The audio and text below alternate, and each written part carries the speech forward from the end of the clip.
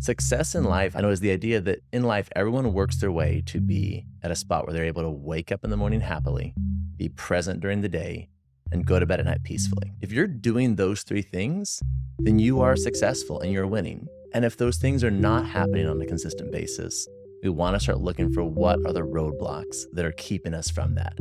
I love that, by the way. That is so simple, yet so powerful.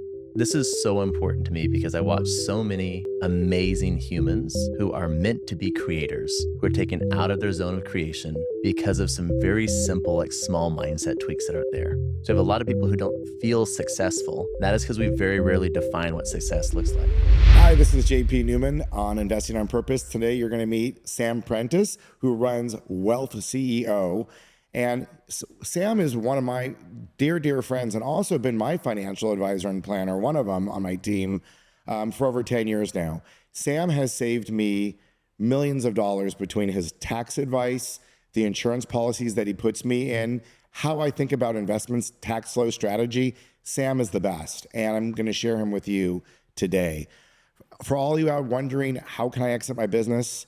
Or how do I start my business and start actually creating cash flow so that I can have the life of my dreams? We're going to run the gamut with Sam today. You are so lucky to get a piece of this, but we're going to run the gamut from basically how you'd exit successfully from a business, how to maximize your insurance policies, what's the play with that, cash flow, how much do I need to live the life I want to live? And we're going to actually put that within a structural framework for you with what's called the wealth pyramid. You're going to learn all about the wealth pyramid and its association with risk, investments, and your life. And I think you're really going to enjoy the episode. I would definitely grab a piece of paper and a pen. You will be writing down 5 new ideas that you've never thought of before. And I think you're really going to enjoy the episode. Sam works with a lot of $100 million plus clients, and you're just going to get a taste of what it's like at that level. But what you're going to see is there's going to be a lot of practical suggestions no matter where you are in your own financial place in life. Enjoy the episode. Hi, this is JP Newman on Investing on Purpose, and today I have Sam Prentice, my dear friend of 10 years. Started him selling me my first insurance policy 10 years ago. It's turned into this incredible friendship. And a lot of times you guys hear me speak on the podcast, like, what's the end goal here for 4-dimensional wealth? It's to wake up happy, go to sleep peacefully. And that sounds great. So one of the 4 cores, obviously, of 4-dimensional wealth is getting your investments in order. And Sam, I have to say, out of anyone I've met, there's very few people who are good at many things at once. Some people are good at tax. Some people are good at asset management. Some people are good at investments. Some people are good at insurance. But you really have been my quarterback. This friendship that started out as a complicated insurance policy has turned into a friendship. But you are probably in my short list of 3 or 4 people that I would turn to for really complex things that I'm trying to sort through so that I can go to sleep peacefully and wake up happy. Love it. And so having you here as Wealth CEO, I know you do this for a living. For many people, you've told me many $100 million plus clients and the problems they have. Guess what? It sounds like they have some of the same problems that we have, which we'll share. So I just wanted to welcome you to the show, and it's just such a gift to have you here. And I think for those listening today, it's so easy to say that statement, once you have money, this is how you can be happy. But the truth is, even good investments, if you crack good investments, if you crack the code of all the asset protection, have you created peace of mind? And how do you create peace of mind? So I know you guys have heard me talk about this, but I think with Sam, we're going to really go deep today into how do you create peace? How do you do it? How do you create sound investments? And then how do you create the peace of mind and the mindset? Because without the mindset, you got nothing. Yeah. If you're lucky enough to get this all right, which is taking me years, I'm probably still a student. I'm pretty good at it at this point. It still takes a while to cultivate the mindset. You know what I mean? I do. And I love that one. First, thank you for the introduction. Yeah. And it's a testament to the work that has been done, some of which you kind of brought to my life, to be able to sit here and receive such kind words. Because I actually I receive them, feel them. So thank you for that. I really do. Yeah. And no, this is so important to me because I watch so many amazing humans who are meant to be creators, who are taken out of their zone of creation because of some very simple, small mindset tweaks that aren't there. And one of the biggest things is just in general, whether it's a strategic decision, a tactical one, or kind of more of an emotional one, is not setting the goalpost of what a win looks like. So you have a lot of people who don't feel successful That is because we very rarely define what success looks like. Mm. Success in life, I think we can, just like you mentioned there before, I remember sitting and having this conversation with you 6, 8 months ago. And it was as this concept was just becoming really fresh to me. And it was the idea that in life, everyone works their way to be at a spot where they're able to wake up in the morning happily, be present during the day, and go to bed at night peacefully. Mm. If you're doing those three things, then you are successful and you're winning. And if those things are not happening on a consistent basis, we want to start looking for what are the roadblocks that are keeping us from that. I And love that, Bo. That is so simple yet so powerful. yes, and there was a point in time when you first met me, I think you mentioned before that it was a complicated insurance policy. So to be honest, it was complicated because you had a 23 or 24-year-old who thought that big words and lots of things made him sound smart. And so we learned how to just, confuse or distract from the main point of what we're getting to with lots of big concepts. In reality, most of the things that make us feel the way we want to and accomplish big things are not complicated. They are simple, they're direct, they're deliberate.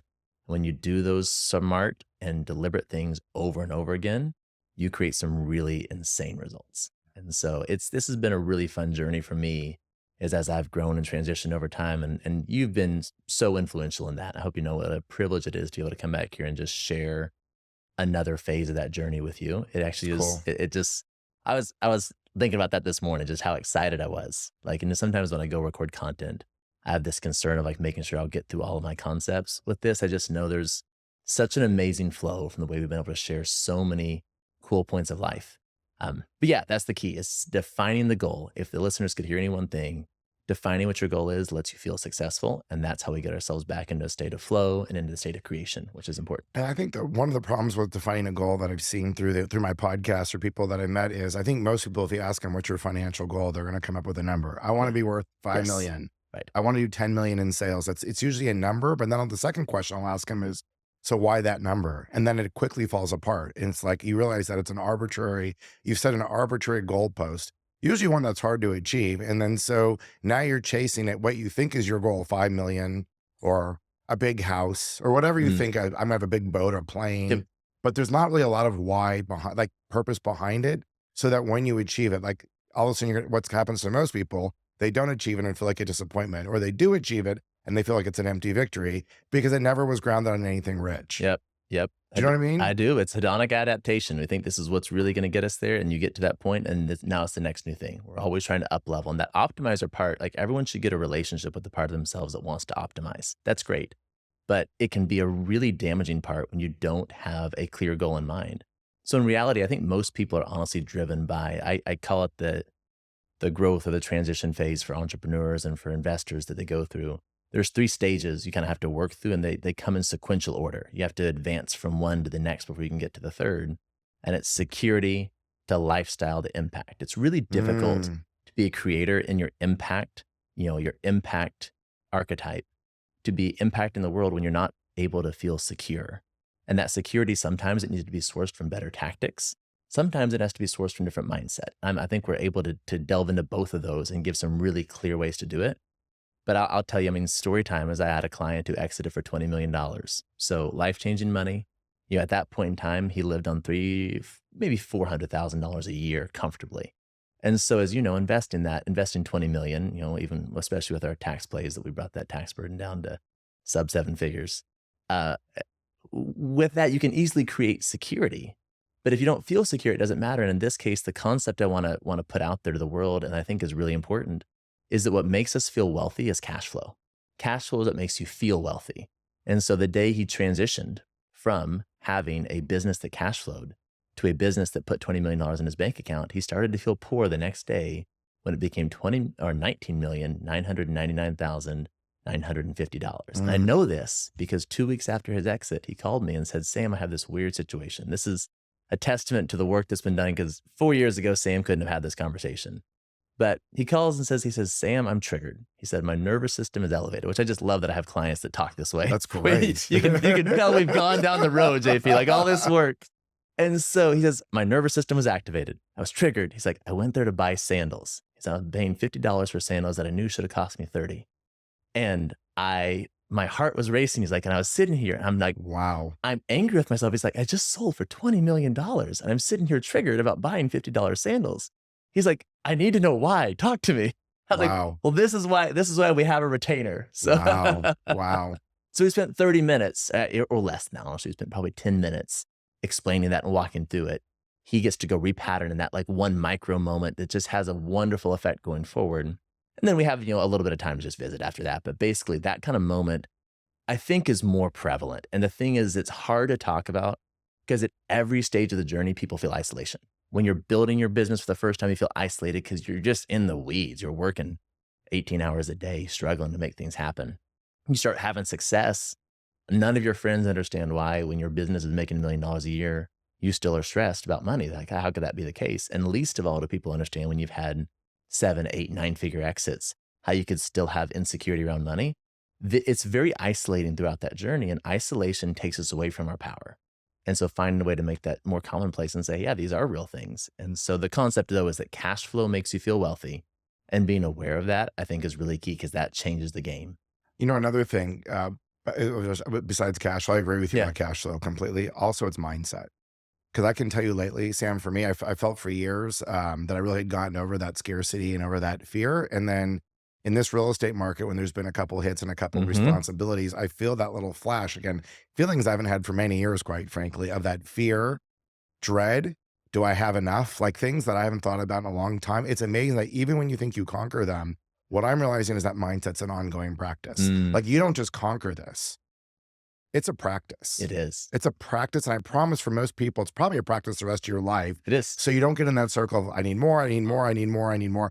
Because I'm doing the cash flow game pretty well these days, right? Like you've helped me with this. I've got you're pretty good. Can confirm. My balance sheet. And yet it still comes up. So I so agree with you. It's the things and it's the mindset. I'll go one further on this because I love this. The additional piece there is the mindset. The reflection from other humans around you is how you're able to interrupt those loops. Because the loop that's there is all this dread and those things happens all when it stays internally when you're isolated. When you're able to have these conversations and get good reflection, it's amazing what 8 minutes of conversation will do for you when you are in that state. And so having good quality reflection in place where you're able to have this level of intimacy around such a taboo topic of finance is actually really, really healthy. And it takes entrepreneurs away from getting out of their state of creativity, puts them back into it. So let's do it right now. Let's do a 1-minute version. Done. Since we don't I love this. This is great. Right, so let's just do this. Okay, so here I am. I'm having these feelings. I've had some real estate challenges that popped up. I haven't raised money now for 2 years. I'm about to start raising money again soon. It's like, I'm a little out of practice. Yeah. We all know the real estate market's been tough, and yet obviously I'm in a solid financial situation, and yet these like little doubts of certainty even come up for me, which surprises me. It's actually like, seriously, at this point, do I really have to deal with this? As my friend, how would you recommend that I navigate that mindset? How do I elevate from what I'm feeling when I'm in a body of fear? Where would you direct me to go to go to a better mindset? Like what would be your cheat sheet? First off, I would go and I'd address the actual areas that are concerned and give them a voice, because pretending like they aren't there isn't helpful. So number one, concern is you're going to raise capital the first time in 2 years. The market's changed. The environment's different. So you have all those thoughts because you're not having these fears. The fear isn't there because you're stupid. Right. The fear is there because you're highly intelligent and you're very aware. So you look at them and say like, it's built with a little tiny bit of truth, which is where all fear comes from. So the fear, when you take away its power by walking through the actual and giving it a voice. So the voice the fear wants you to hear is, what if the market's changed and you can no longer raise capital? Like, what if, that's one piece. Yeah, and what definitely. What if, you have, a failure on your record from the last, 2 to 3 years? Yeah. Will people only focus on that? Will that affect your reputation and those sort of things? Do you want to do these things? Because energetically, you don't need to do these things. You are deciding, is this part of like your life purpose? There's a bigger piece behind that. The fear is like, am I pulling myself by saying yes to this? Am I pulling myself away from saying bigger yeses to others? And so it wouldn't be helpful to you to invalidate all of those thoughts and say, well, ignore this, move on because you're successful, you're this and those things. You want to give those fears a voice and see if in there's any element of truth that you want to take forward going in. Once you put it on the table though, and you treat this almost like your fear is presented in its case and then your purpose is presented in its case. When those two things get to present their cases, then you can come up with a really clear decision that you can both feel and you can know So your brain and your heart connect. And when you have that, there's something about like your brain, your heart, your intuition connecting that's into it. I forget the whole idea, but there's a whole thing when you connect those things together. Brain heart coherence. Something like, yeah, exactly. So that, Sammy, you just voicing that fear for me just now already neutralized some energy in me like that quickly. Yeah. Isn't it amazing? This is where the reflection is. And then I'd go one step further. So now you feel that. So then we'd go into each one. We'd say, okay, well, let's hear a different perspective. Because the story you have is, let's just say, for example, I don't know in this case, but let's say that one of your deals, you would propose it would do X. And then, 2020 happened through 2024, which was not a great time for the capital markets. Doesn't matter if you're in e-commerce, commercial real estate, there were a lot of headwinds. We went through a rapidly interest rate environment. It wasn't good for insurance for that matter, honestly. Like you had interest rate inversion because you're borrowing here and the borrowing costs shot up really quickly. There were lots of moving parts where things changed quickly. So in that light though, so the frame you might say is all people will see as my failure. And that's one thought. And it's like, how will I raise capital when I've had this? When in reality, the truth is during this time, do you have any idea how many billions? I had to have this conversation with my partner in the e-commerce fund. Last year, there were billions and billions of dollars that were wiped off the map entirely because these companies went through the headwinds and the e-commerce industry took a massive hit. How many of your connections have had massive hits in the commercial real estate world? Significant. And so you look at that and say, like, in that light, in that time frame, your percentage of success has been ridiculously excellent. Like in our case, we doubled last year in a market when half the aggregators went under. Yeah. And it's like you look at it and you put those frames on it. It's easy to focus on the negative things because that's what we do. We tend to gravitate towards the things that provide us pain because we can control the pain we want to control. So we think about it, ruminate on it, and we live in micro pain as opposed to facing the fear up front and then having an outside perspective brought to it. And so when you do those things, it's amazing. Like, I don't know, half the stuff, the tactics, we'll get into tactics, but I can probably do tactics on people's balance sheets 15, 20 minutes. Yeah. The change in the relationship with money and taxes and all those things, and the way that you feel about these things, these conversations, these unlock the necessary impediments to being able to jump back into your state of creator or state of creation, which is the state we're meant to be in humans. Humans are, whether you believe in God or not, we're meant to be creators. Humanity was created. We are meant to be in that image and we're meant to create. This is so powerful and it seems so obvious and yet it's never talked about. In fact, this is the first conversation I've had about this on any of my podcast shows. This is the first time we've even put this in this kind of framework. Yeah. That we're all here to be creators, but you have to feel safe first. I think what you said is, just to recap, security is paramount. When you get to security, then you get to go, not to creativity. What's in between creativity and lifestyle? Lifestyle. Yeah. So you get to go from your mind. So you get to go from, you feel safe, you get to your lifestyle. From lifestyle, you get to go to creator, which is Correct. ultimately, would you call it servant leadership or just whatever that is to you, whatever creativity or manifesting? Yeah, I call it impact. So it's kind of the impact is the last stage. When you're in your state of impact, and different people are called to different impacts. I mean, people like yourself, your impact, and this is not a praise session, but it's one that your impact has been very broad. You're called to a large amount of impact. And so in that light, you may be called to more impact. Another person may be called to impact their family. You may be called to impact your family. You may be called to impact a community of 500, 5,000 worldwide. Whatever your call is, being in that state where you are in flow when you're in impact is really important. Yeah. I know that when I'm in that state of impact and that flow, which I call servant leadership is what I've been calling it. Yes, that makes sense. I'm at my happiest. I can just tell you, I'm the most relaxed. I'm at my happiest. And then to your point about, waking up happy, living my days present and going to sleep peacefully. I'm fortunate I have many of those days, but I think it's driven by the energy of that servant leadership. Like I never know what my day is going to bring me. So instead of like certainly there's some drive in my day and certain goals in my day. A lot of it's the magic in between. But that's taken many years to create that, like in my body, in my energy, in my adrenals, and the whole thing. Yeah, and I don't want to get away from getting to tactics at some point, but I do want to like just tap on that for a second because this has been something that's been really present for me, and it actually is a big tie into how our story started and the way that we've just interacted over time. Is one of the concepts, actually, I'm going to get my first tattoo at some point. I finally learned the concepts I want to have on it because before there's nothing that seemed permanent enough that I would want to have it permanently on my body. I know you can remove it, but just a whole Plus, thing. you don't want to date on there because that could get really bad too. So what are you thinking? Let's hear. So this is what, and I won't go into all three because I have a way to put all three concepts into one, but the one is points of intersection. So in my life, one of the ways I grew up, and I think a lot of us interact, is that you don't have intersection between different areas of your life. Your money doesn't intersect with your spiritual growth. Your spiritual growth doesn't intersect with your fun, and your pleasure doesn't intersect with your business. And these all these things stay separate. I don't have time for that because I'm a very social person. I very much enjoy my relationships. I don't have time to have 5 buckets of connection. Correct. I need Correct. to merge them together. And I actually had this realization after spending time with you at a birthday party. But so basically what this was is I recognized that in like our friendship, for example, it spanned the time frame where you've invested with me, I've invested with you. We've had spiritual growth together. We've been supportive to each other. We've helped each other with our business, financial, spiritual, even physical health across the board. You brought me to some modalities for healing that were incredibly impactful. The reason I'm able to have the conversation with you today in the way that I'm able to have the conversations with other clients is because of this massive point of intersection. And as I walked out of a birthday party for one of our mutual friends, it was a leather and lace party. Nice. I remember that. I remember that party. I thought you might. So it was so much fun, and just Yeah. like this really unique, fun environment to be able to share all these kinds of spaces. Then you walk out, and then you're done. You're thinking, wow, what a point of intersection I was able to share with you. Is I was able to share like 5 points of incredibly impactful intersection. And I recognize that I have that you're one of the most extreme examples because there's a decade of history and I didn't know what I was doing along the way. But especially in the last 3 years, I've been very intentional about finding that.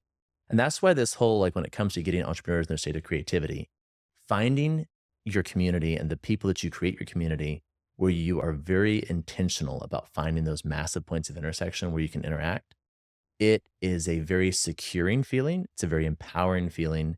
And it makes it easy to have that group hold the elasticity for when you have a pull away from your creativity and your flow state, they can help pull you back in. So when you have these thoughts, you having that community allows you to be pulled back in. So that points of intersection has been a really big thing for me that I talk about it. We share this because in 4-dimensional wealth, community is one of the pillars. There's your currency, there's your community, there's your passion, your why, and there's owning your time.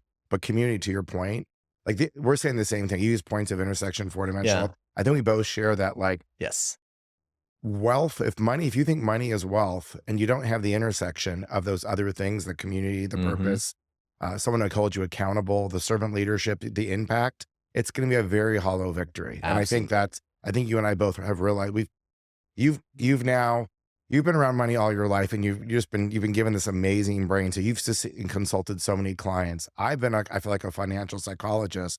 As a syndicator, I'm going to guess we've had 500 or 600 clients here. Yep. So like the idea is that people's biggest pains in their life are their broken heart over a love affair and broken heart over money. Yeah. Right. So you and I, it's so true. You and I have seen some blue stories. So I think after all the stories and doing this long enough, you kind of see and then you see people who've had none of it and they're still broken. And you're like, why? And these are some of the reasons why. Absolutely. Hey, can we jump a little bit into tactics? That a was little perfect bit? timing. We hit all the heart. Let's get into it. Okay. So tell me, Sam, so it's easy for me to say, and I really could use your help here. Like I've got all kinds of tactics. You've actually helped me on a couple recent presentations that I've done where you talk about this wealth pyramid. If you want to talk about the wealth pyramid a bit, what that means to you, the concept of cash flow, and the buckets of allocations. Those two concepts have radically changed the way I personally manage my own money. Can you talk about that? I can. Tactics? Yeah. I'll start with the buckets. And it's funny because as we transition from kind of like being in the heart into the brain, one day I remember very distinctly is kind of what brought, just clarity to me is one day you called me and you were actually frustrated, I think would be a good way to describe it. And you said, Sam, I'm sitting here and I have all these moves to make and no one will just tell me what to do. I remember that. I was like, it was healthy for me. What to do. Because like I have no relationship with anger at all. Like anger for me, I have no relationship with that emotion. And so getting a chance to like watch, like, yeah, this actually makes sense. This is healthy. I would be frustrated too. So getting to that point, like recognizing how helpful it is to just have some direction of what do you do next and get clarity. And when you start working your way backwards from here's what a win looks like, we can just work our way back so easily because these things don't have to be complicated. Yeah. So the wealth pyramid is basically, this is a wealth management. And again, back to 23, 24-year-old Sam, had a long way to say this. I could have sat here for 10 hours and you could have left. I could have talked to this wall about the podcast. And all. We're going to make it simple. This can be done in about 5 minutes. You take your wealth and you break it into a wealth pyramid. It's like a food pyramid. At the bottom, you have liquidity. Liquidity can be held in like right now, high yield savings accounts pay 4 to 5%. You can hold it in life insurance. You can hold it in anything that is not cyclical with the way that it returns. So by having a asset that's not exposed to the market cycles, it's going to be there when you need it. to help Wasn't you your definition also, Sam, if I remember, that you could redeem it for cash redeem within? it for cash within 72 hours to Correct. 1 week. Like there's like Correct. different layers, but the Yeah, idea but is it's redeemable for cash yes, quickly. it's That's got a really good way to define whether you're in a liquid asset. highly accessible. Yeah. Exactly. Yeah. Okay. And we're not really concerned on that piece from a tax standpoint. Return is the lower concern. The main concern is safety. You're not going to lose in a down market, and you're concerned with accessibility because that allows you to mitigate risk and it allows you to take advantage of opportunities. So we want to always have liquidity at the base. And then the next asset class is cash flow. Cash flow can be done through a variety of things. Real estate is obviously a major driver in that because it's one of the greatest ways to build wealth. You know, long-term debts where you like are the lender. You can do this through high yield like dividend paying stocks, things of that nature. So these are all cash flow related assets. Then the last part of the bucket is speculation. Those are your three things. And what you do is you make sure, because cash flow is what makes us feel wealthy. The goal is that we are going to, as we add cash flow and assets, so say we go buy a rental property, you're going to also increase your liquidity because liquidity is how you mitigate risk. The people who we buy our cash flow from is during down markets. You go buy your competitors' properties because they did not budget properly and did not have sufficient liquidity to weather the storm. Correct. When they go through those challenges, you have tightened your belt. You tighten your belt, you say, everybody, hey, listen, we're going to work hard for 2 years. We're going to make a lot of money. Then I'm going to take really good care of my team, which you've done for, I think, through a few market cycles. Because during those times, it's hard. But when you're able to tighten your belt and be liquid, you buy with a significantly reduced risk profile by understanding how to get yourself outside of the market cycles. You can be an idiot and buy property in 2009 and do really, really well. Correct. Because you have to be a lot smarter to do what you did and buy property in 2019 and do well. So to have 80, I mean, back to your problem earlier, have 80% of your properties, 90% of your properties, or whatever percentage it is, do well in that time frame is only a testament to acumen. Anyone in 2009, 90% of people across the board. Yeah. It's like, I am the greatest real estate buyer alive. I know. If I buy in 2009. Yeah. And so many people got twice and 3 times as big as me, and now they're out of business. And I've been fortunate. I've had some friends and investors lose significant amount of money. Yep. It is true. And there's all we could, that's a whole podcast in and of itself. I But know. that is the principle that was simple. When you do this at a micro level on your balance sheet, it is so freeing and so satisfying as you give yourself the gift of saying, how much do I need to get in those 3 stages for me to feel secure, for me to operate my lifestyle at its peak, and for me to feel impactful? What dollar amount do I need for each? Correct. So that's very simple. I sit down and say, I live comfortably on $250,000 a year. I don't feel insecure. Great. Give yourself the gift of that being your top priority. And you say, to do that, I need $3 million to work with. I go put, $2.5 million in 8% real estate or $3 million in 8% real estate. And I'm able to go generate the cash flow that I need. Maybe you need $4 million to have some cushion and on either side, the liquidity and speculation. But you can do this very quickly, create a wealth pyramid that gives you the security you need to be able to go know that no matter what, you're not going to be broke because you have a risk mitigated, diversified portfolio of consistent cash flow. And that's going to make you feel wealthy, make you feel secure, and give you the permission to start doing the next phase, build some lifestyle. Now you go take another $500,000, $1 million, and you buy your bucket that lets you start paying for your trips, your travel, to bring your friends, to buy your boat, whatever is your thing that gives you the lifestyle that says, I now get it. I now have tools to get in flow. Because sometimes entrepreneurs, JP, what I've learned is entrepreneurs, business owners, investors, they have to be talked into having fun, which to me is a little foreign. It's true. I've seen this. I know what you're saying. It's funny because you know this. So for me, I have to meet them where they're at. And so we say, okay, hey, listen, when you want to grow your business bigger, because of course that's the only thing that's important, your emotions, your health, your family, all those things, nothing's as important as your business. I get that. We just give them a wink. It's got to meet them where they're at. So it says nothing's as important as that. But what if, like, when you're in flow, do you feel like you accomplish more in your business? Like, oh yeah, I do. I said, well, do you ever by any chance leave your state of flow? Like, oh yeah, all the time. Like, oh, so what if every time you left your state of flow, you had a tool where you could just jump yourself back in within 3 hours? Like, oh, that'd be amazing. I said, okay, so what are some activities that put you in flow? You know what they never say? They never say, I go jump in my spreadsheets and ruminate on my problems. Right. So they's like, man, I just feel so good when I go out here and I bike. Or I feel so good when, like for me, I play volleyball. Or I feel so good when I go drive this car, or when I get on the boat, or these things, or whatever is that, or when I have these really great conversations. Whatever it is, you give yourself the gift of saying, I'm going to spend some money so that I have tools. So anytime I'm out of flow, I can put pause on all the stuff I'm doing terrible at. I can go do something that makes it fun. I get in flow. That flow carries over. It doesn't just go away the second I walk back in my office. It carries over. I can solve problems like a freight train going through a brick wall.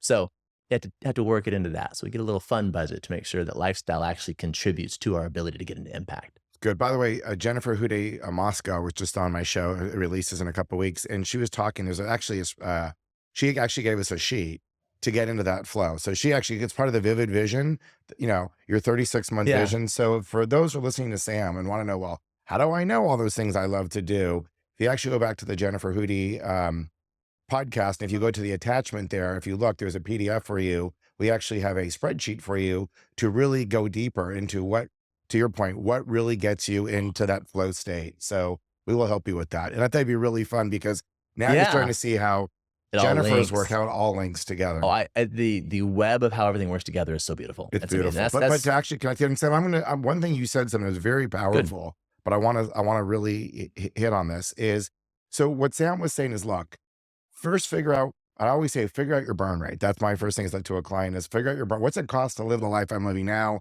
where I can pay my rent, pay my food, and like just breathe a little bit, go out on a date, go to a not restaurant. be thinking about money, not be thinking about money, not be worried about next month's rent, but just enough. Like, how much is that? And if you don't know, I've covered this in past episodes. Usually your credit cards, you can actually quickly get a tally on how to figure out your burn rate.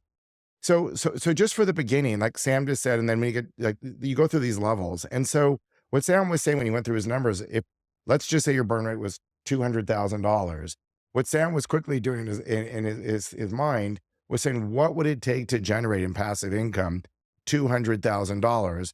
And what return would you have to make in order to generate that $200,000? So like on $2 million, it's a 10% return, right?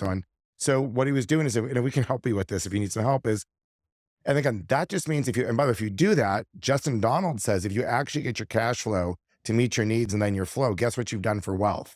You win. Mm-hmm. That's actually winning. Yeah, it is. It's never net worth. We're going to say this. I'm going to keep repeating this till you guys get it. It is not your net worth. Your net worth, everyone who knows money will tell you it's not your net worth. That's your vanity number. That's the number you can feel good about in your head. Yep. You can talk about a big Doesn't number. make you feel wealthy. But it's meeting that cash flow need that is winning wealth with the other things tied into it that we've been discussing. Yeah. And that's honestly one of the biggest things that pull people away from waking up happy, being present during the day, and going to bed at night peacefully is not winning their wealth game. This is especially true for men, but it's true across the board, all genders across the board. It's especially true when you don't feel like you are winning the money game. It pulls you out of your flow on a routine basis. And this is a very simple way that says, if I know no matter what, I've created generational wealth that is going to make sure that myself, my unit, my family unit, whatever that looks like, are going to be taken care of in a way that we will never be poor. We can maintain our security. That's a big thing. Very few people do that. And as soon as you do that, you actually do it tactically, then you understand the mindset behind it strategically, you are going to be a creator more than you're not. And that is the goal. And you do that. And this is why this message is so important to me. As you preach this message, 100 people who grasp this and make that shift, the amount of impact it makes in the world is dramatic. And that's the ripple effect that I want to be able to leave. This is probably the most important thing you guys can hear. If you hear the entire episode, this is it, guys. Like, you can go to 1,000, you can read 10,000 books, you can go on and on. What Sam is saying in our conversation is the key to your happiness and truly being wealthy. So you just got it. Sam, let's continue on. So the bottom of we're not buckets yet. The bottom of the pyramid is liquidity. Yes. The middle part is cash flow, but there's a top. Tell us about the top. Speculation. And every entrepreneur wants to focus on that until you've built your cash flow past your lifestyle needs, like whatever that number is, your burn rate as you describe it, or I call it the security number. Until you've done that, I hate to have too much focus on that because everybody wants to do the flashy things first. They want to build from the top down. Bad idea. There's for every 100 stories there are of the person who made their money in Bitcoin, there's 100,000 who can't afford to tell their story because they can't even buy a blog. So don't, like from my mindset, the key is do predictable things to build your wealth, build that place, build your speculation bucket from a place of security, not a place of need. And so speculation I could talk about all day because it's fun. It's fun. It's sexy. We go angel invest. We go do this. I just passed on an AI thing that was going to guaranteed to 10x me with big contracts. And I just passed on it this week. I just like no brainer 10x. I can kick myself, but I just like, it wasn't in my bucket right now. And here's the thing is if you do this the same way I treat the fun bucket, because again, you might get in flow gambling in that way, and that's fine. If that's what you like to do, good for you. If you've already met the other buckets. Right. Yeah. So what you do even better than that is you just take the same principle and you have like your own little wealth pyramid built specifically for your speculation. So you say, I want to be able to gamble $100,000 a year. Okay, so you need $1 million. Go buy $1 million of have liquidity, cash flow. The cash flow that comes in lets you spin the wheel $100,000 a year on speculation. Right. So you have a $100,000 budget to go angel invest and buy speculative things. Speculation I by love that. nature is that I'm going to invest today and hope to have more money tomorrow. It doesn't really have much of a cash flow component. So if you have that, here's the beautiful thing is if you can keep spinning the roulette wheel, eventually you'll hit. And it is, I mean, the dopamine is great. I mean, don't get me wrong. Like I love the dopamine. It's there. Like who doesn't want to say they picked out Uber before Uber was a thing? It's cool. It's fun. But usually people get to shoot one bullet. And if the bullet doesn't hit, you don't have much of a story. You need 5 or 10 bullets. Really, 20 bullets is even better. So do it over 20 years, 20 years of timeline, have your cash flow and assets pay for the speculation piece. And then every year you get to have a fun thing. This is cool. Well, I do a fun 10 things a year, but I do them in small increments. Yeah, exactly. Because like, to get to your 20X, it's like a television show or a big movie. 9 are going to fail. You have 9 flops for 1 hit. So if you're playing, it's like going to Vegas with 1 chip and going to the blackjack table, sitting down. And if you think you can't go to the blackjack table with 1 chip. If you're going to play blackjack, you got to be stacked. You That's exactly exactly got to take right. some wins and losses. Hey, Sam, there's another part, if I remember, with the wealth pyramid. I feel like you had a relationship or a ratio between cash flow and liquidity. Do you remember that? I do. And so with that will change over time based on the market environment. Like right now, we're honestly pushing a little bit more into liquidity just to be prepared for the next part of the market cycle. And so, I mean, you want a dollar cost average into your cash flow ideally. So that way you're not buying all at one point in the market cycle. So our goal is to mitigate the risk of market cycles as opposed to the risk of assets. But you at least want to have, if you think about it, the amount of cash I want to have on hand for my cash flow and assets is similar to how you would look at your personal balance sheet. If you live on, $200,000 a year, for example, you probably want to have at least $200,000 in the bank. So same idea. 6 to 12 months worth. 6 to 12 months, and kind of same idea. Think about making these things simple is helpful. So imagine it's one property, not a syndication with 7,000 doors, because that gets confusing. Right. One property, one door. So if you have this property and your tenants move out, and you have a change in the availability of the asset to cash flow, then what do you need to have? You need to have some cushion, so if it can sit idle for 4 months while you rehab and beautify it and whatever else. You don't end up having an asset that's not cash flowing, and now your mortgage is costing you money. You go into a negative cycle. Well, then the market changes and people don't rent it for as much. And so now you're losing money. And you say, well, this is a losing asset. I have to sell it. And that's when someone like yourself comes in and buys it for 40% off and holds it for a little bit of time. The market cycle recovers and you have a great asset. Correct. So having cushion keeps you from following the market cycles. The reason we want to have that liquidity buffer is so we can be countercyclical. And as far as the percentage on that, it is somewhat tied to the assets, but usually like 20 to 25% in liquidity is not a bad number in a market environment like we have today when liquidity is paying so well. Correct. And that would change and flip entirely. Like in 2020, for example, we made some acquisitions in that time frame because the market in that time was good to acquire because we had deflated prices and a lot of assets that were hit. Like I went and we bought a lot of oil stocks because as much as I love my electric pickup, I still think fossil fuels have a place for a bit. And I didn't think travel was going to stop for the rest of our life. Right. Now, granted, I lived in Oklahoma and we didn't do a whole lot of COVID time for that, but that's Right. its own thing. You have to kind of represent in Oklahoma, you have to invest a little bit there. But Oklahoma meets Burning Man at this point, Sam. that's Ask right. me. That's right. It's true. It will, honestly. But yes, I think that makes sense. I actually keep, because of my business and I know that I can earn more money, I tend to keep higher amounts of liquidity because I see, opportunities for me that I can invest in. So but I've been waiting. I've been you said, I've been in liquidity for 5-6 years. Yep, like absolutely. People made fun of me. They're like, dude, why are you in so much liquidity? The market's hot. And it's just, for better or worse, it's like, it's also how I sleep peacefully at night. I was going to get to exactly that. JP, here's the thing. Question. Do you sleep really well having, whatever the number is? It's a large number in the bank. And it is not making as much money for you as it could, but do you sleep really well doing that? Yes. Absolutely. And here's the thing. In the times when the market has crashed and you've been able to take confident action. So the reason I have my whole service with the whole wealth CEO piece is because my goal, that acronym is confident, efficient, and optimized. That's how I want my entrepreneurs I work with to feel, is confident, efficient, and optimized. And so we do a lot of work on the off times so that when opportunity hits, you can take advantage of liquidity moments like this. Because when that happens, you might have missed, say you could have made 15%, instead you made 5%. So you missed 10% for 5 years. That's almost doubling your money. But do you know how many times we can 3-4x our money in a few years when we're able to be liquid during a down cycle? Yeah. Because That's like a really good point. right now, savings rates are hitting all-time lows. COVID money is getting redeployed. I mean, I personally, my bold prediction is that we've got 12, 18 months or less that we're gonna start seeing some really good deals. And I think the commercial real estate market is already showing that to you. It is. And so, I mean, you're gonna see that in the next 6 months. The water's going down. Who doesn't have trousers is gonna show, and we're gonna be able to start buying real cheaply.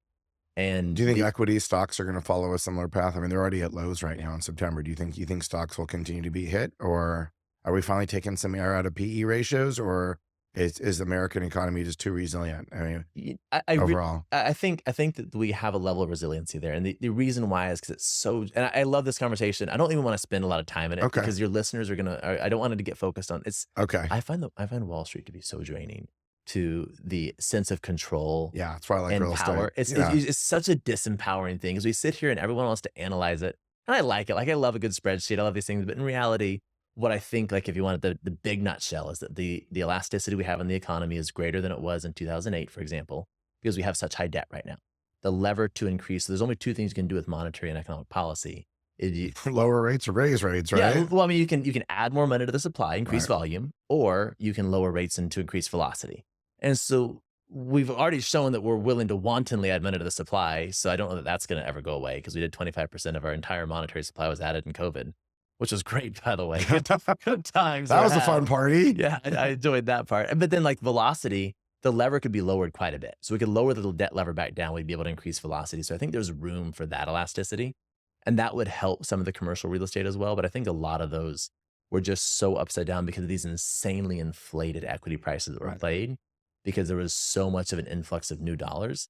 Those dollars have started to go pull themselves into pockets that are sitting with them and putting them, they're not putting it back into the cycle. Right. They're pulling some off to the side. So those that have pulled chips to the side, I do think will be rewarded in that market heavily. That's good. I'm going to stay on tactics. So let's talk about buckets because I actually follow this with my own portfolio. Can you talk a little about how you allocate buckets, or maybe how someone who's starting to say, let's say they finally have a goal. Their goal is to get to, let's say their base case is 200 and their dream case of like living in total flow. What do you call that second part of your lifestyle? Is that what you call Lifestyle, it? yeah. Let's say lifestyle Yep. was $500,000. That's a pretty big lifestyle. But so what would be the next step in your tactics be? Would you allocate through buckets at that point, or what would you do? We just continue doing the same thing. We continue building the wealth pyramid. We just expand it until the cash flow keeps meeting each of those things that are needed. The bucket conversation is oftentimes more as we get into more tactics related to the second area. So insecurity is one thing that keeps us out of our money flow. And the other one is feeling dumb about what we do. Because you need to tactically be good. You also you want to feel smart. And nothing makes people feel dumber than working with taxes. And the reason why is because every attorney and every CPA, I think that part of their schooling is that they go in there and they say, guys, you have to make this obtuse, because the more obtuse you make It's it, true. the longer people will sit there. And like these attorneys, I'm a talker. I've never met people who love to pontificate more than attorneys at $800 an hour. Correct. And They- don't give you a definitive answer. so that's one of the things I do with my clients is I'll go in there as their wealth CEO and I'll tell them, we can introduce me to the attorney. You can call me your secretary. You can call me your hired hand. You can call me your comptroller. I don't care what title we use. It kind of depends on the ego of the professional we're working with. And so then we get in there, we have a way to kind of keep the conversation on track and actually pin them down, because I know how to translate your goals to legalese and meet them in the middle somewhere and kind of work as the intermediary between that. But so when it comes to the buckets, a lot of that is more tax mitigation type stuff, where you say, okay, you're about to exit a business, or you just exited a business, you have these tax burdens. How do you understand tax strategy? And those are the buckets that each bucket may follow its own strategy of the wealth pyramid. But when it comes to building and maintaining and structuring wealth, the architecture of wealth is the wealth pyramid. That is true for all of your buckets. And then your buckets are, how do we change the relationships on our balance sheet between each asset? Right. So at its core, and this, I'm going to give you want to do like a 2-minute lesson on tactics for buckets? Sure. One thing also, Yeah. there might be different buckets too. Like the buckets I'm referring to are a little bit more like my investment concentration buckets, like from low risk to the least risky, which I'd call, which would be like liquid assets, to the most risky, which we talked about, equity. So I actually allocate percentage-wise. I know in my quarterly reports how I allocate between. So I like to know, based on my reinvestment rate of X, 8-10%, which we won't get into, how I'm allocating, because sometimes we tend to have a tendency, I think a lot of us, we over allocate towards risk when we don't need to, because we're eager to get there, or it's sexier. So I really like to see the numbers of where my cash is, where my low to moderate risk, where's my moderate risk, and then where's my high risk things, and kind of keep a ratio so that because there's always a good deal. Your friends are always going to pitch you the next deal. There's always a deal. So I'm taking that more when I look at deals now, which helps me also make a decision. Is this a Mm, bucket that I'm looking for right now? Like you and I told you, yeah. like RV to me is a low to moderate risk real estate investment. I've been Yes. saying to you, Sam, I need a little more money in RV. The reason why I know that is because I know how much I have in cash as a percentage. I know what I have. I'm probably a little too rich in maybe say multifamily because of my own profession. I'd like to allocate, and that's why I came to you. So like it actually informs me on strategy with investment decisions. That call it risk analysis bucket, but that's you're talking more of a your bucket's more of like a taxation or an asset legacy estate bucket. I think is what you were talking about. Yes, I see and actually that makes sense. Okay, so in the bucket side of things, then yes, 100% with that when it comes to determining what goes into your cash flow buckets. Within this range, like I did simplify it down, within that range, you diversify to mitigate risk, you concentrate to build wealth. So if someone's in the wealth building phase, we oftentimes will say, hey, pair your capital with your time and go build your business, because that's where you create your wealth, is when you concentrate in one area. But when you're looking to start being in this phase, which is the next phase, which is architecting or being an architect of long-term, well-structured wealth, that's when you start doing these diversification plays where you do exactly what you said. You say, like, how do these different asset classes likely fare in different environments? And you just stress test it, whether it's the interest rate environment, you stress test it based on the commercial real estate environment. In a recession, where do people compress into? Do they compress into bigger homes? No, they compress into smaller homes. Like, what am I doing in that light to be prepared for a variety of different, like, not even outlier scenarios? This is what's crazy to me, is most of these are not outlier scenarios. These are things that are like almost guaranteed to happen in the course of the next decade. Yeah, That's just the way the cyclical markets work. They follow these patterns. correct. And so, That's amazing. So trying to think where I want to take this either. So I could just nerd out for the next 20 yeah. minutes. I'm going to ask you one more question on tactics, and then I think I'm going to switch up after Okay. that. But this is so good. One of the things that I haven't been clear with on the wealth pyramid, so you can actually help me with this. Obviously, there's your passive income where we talked about wealth is kind of meeting your burn rate or even higher in passive. But for a lot of people, that's very hard to do because it takes 2 million to get to, 200, 200,000 or what have you. How do you include active income? Active income is obviously what you produce with your labor or your services, what your company creates. Yeah. So when you're dealing with a client, and let's just say their goal, same goal, let's say their goal was 200,000 to survive and 500,000 was lifestyle. What would you advise them between how much passive income do they need to create? And let's just say they make, for simplicity, let's just say they make $100,000 a year of profit. They take home $100,000 a year in their service or their job or what have you. How would you advise them active versus Mm. passive in putting the pyramid together? That's a really good question. The pyramid is really built around structuring sustainable wealth that doesn't require anything from you. Okay. And so in my mind, I actually keep that somewhat separate. Okay. And it's I think that would be really helpful, because you can absolutely have both. And this is where I love this conversation. And this is where the spreadsheet brain and the heart kind of like start mixing together a little bit. Because in reality, I think I'm going to give you a unique answer that I'm going to say out loud. And one of the things when you're an external processor is you get the right to, if this doesn't come out right, I get a chance to re-say it.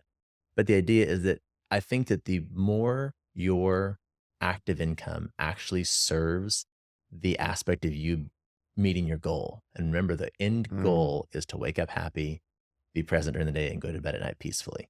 If your active income is actually serving that, then I have a lot more elasticity to count that towards this thing. For most people, that's not the case.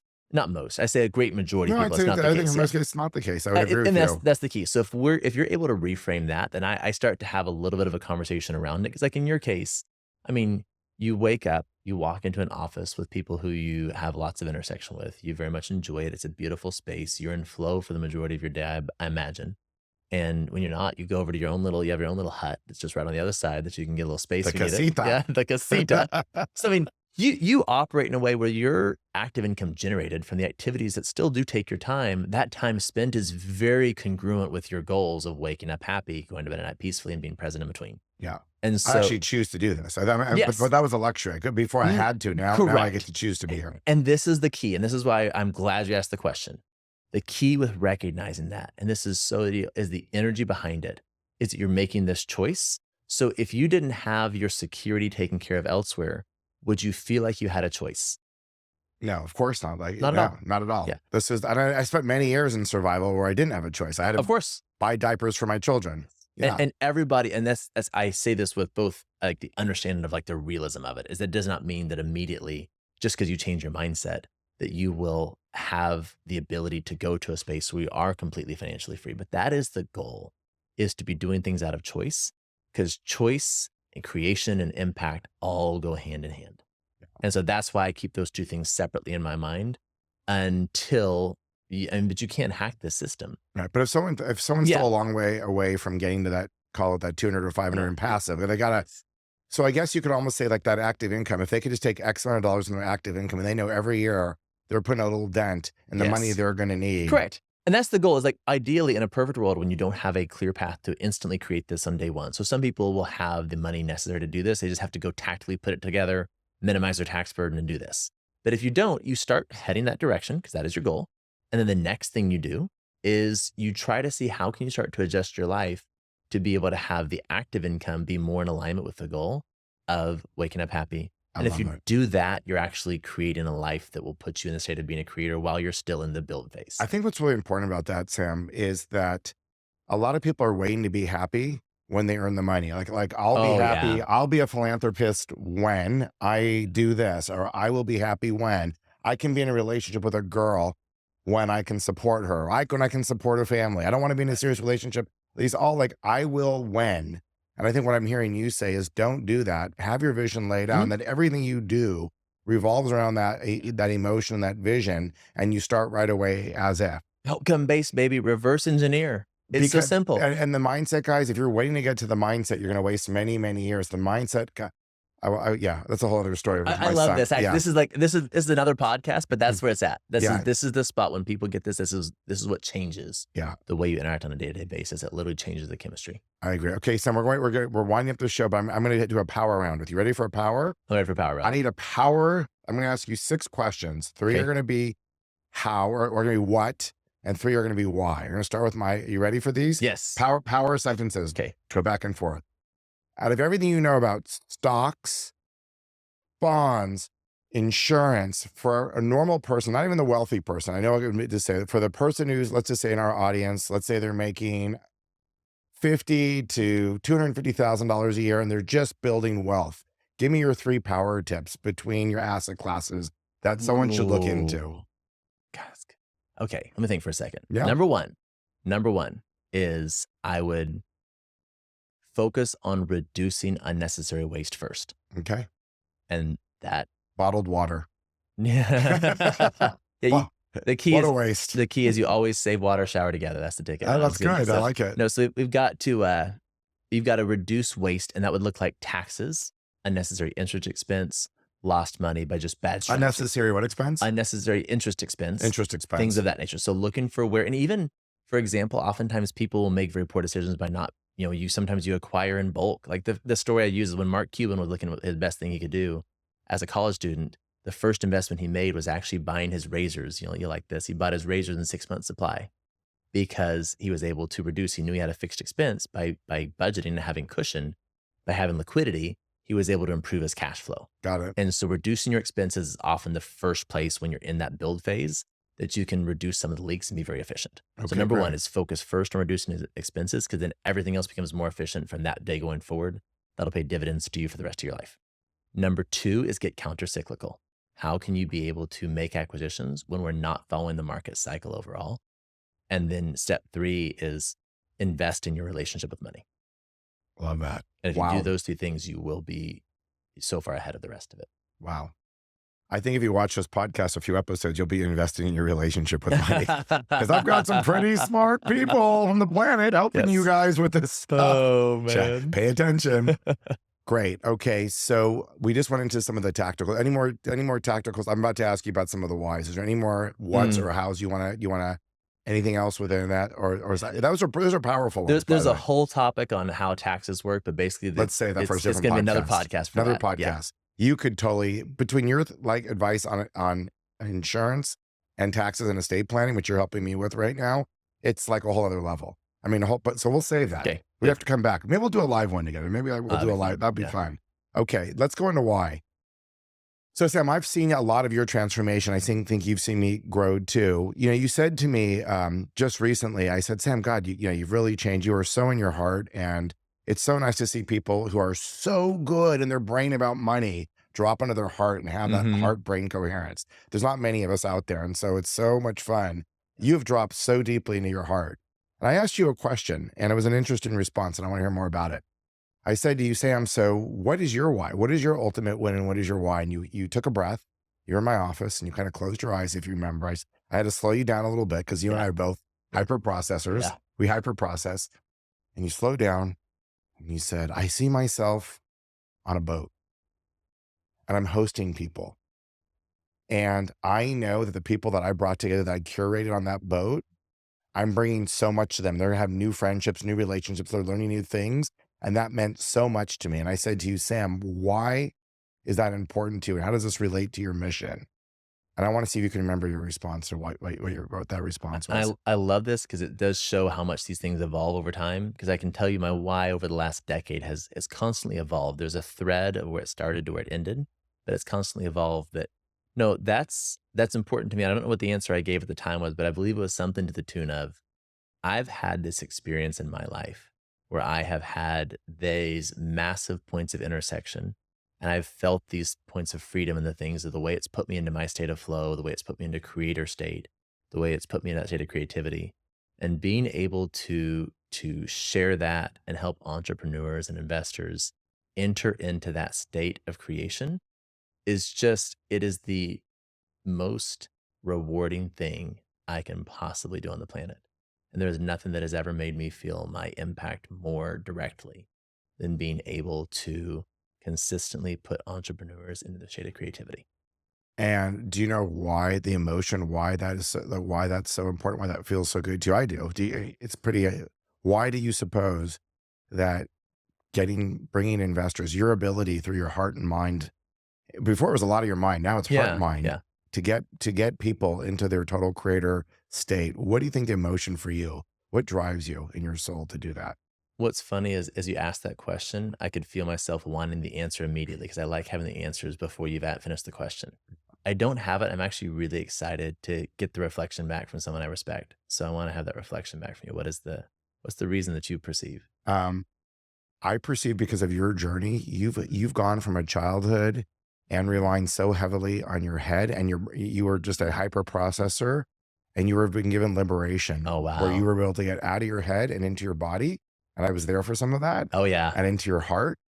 And it's such a gift. And the freedom and liberation that when you can not get rid of your head, but integrate Oh, your head yeah. with your heart, Oh, the man. liberation, the joy that it lifts you to. And I think that what you want to do is take the liberation that you've been able to experience and share it with the world.